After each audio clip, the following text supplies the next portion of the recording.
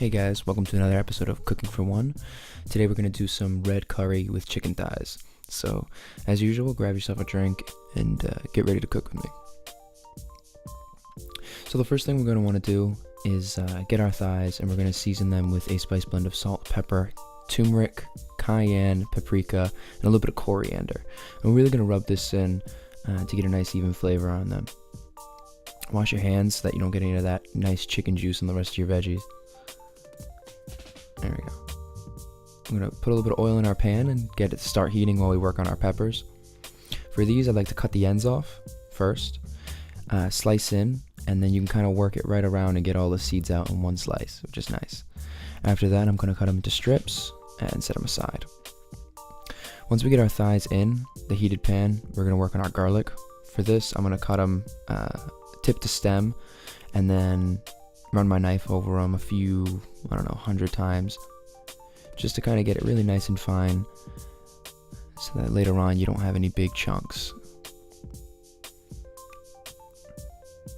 Once that's done, we're going to work on our ginger. So I peel this with a spoon. It's a lot easier than trying to use a peeler, and then I grate it down with just a regular cheese grater.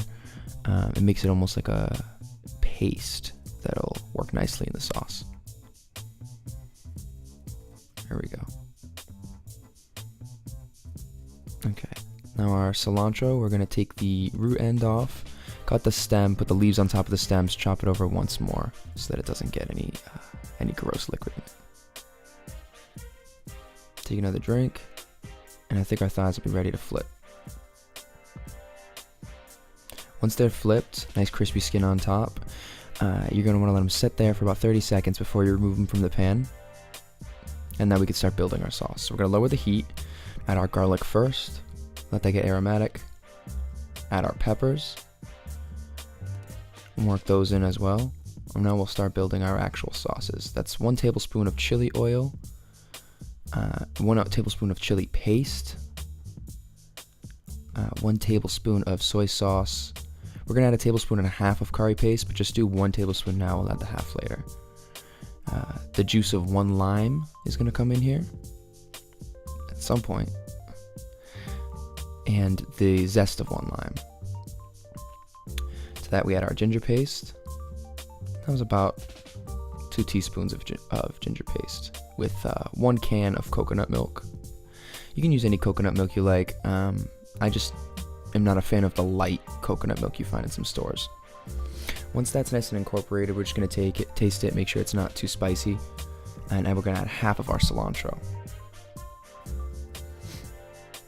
Once it's well incorporated, you add your thighs back in, and at this point, I'm going to grab it, but we're going to add the other half tablespoon of curry paste right to the center of the pan, where all those nice bubbles are, and we're going to work it out that way.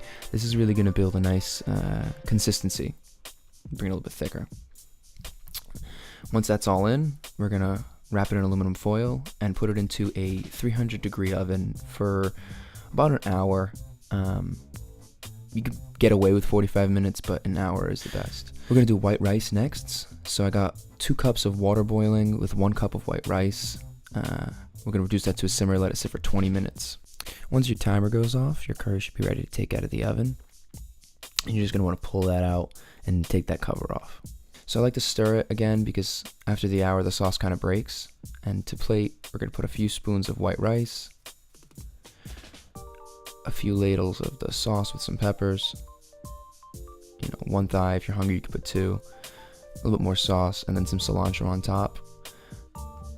And this will give you some leftovers for tomorrow as well.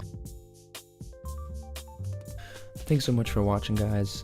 This video was a request from Dave in Dallas.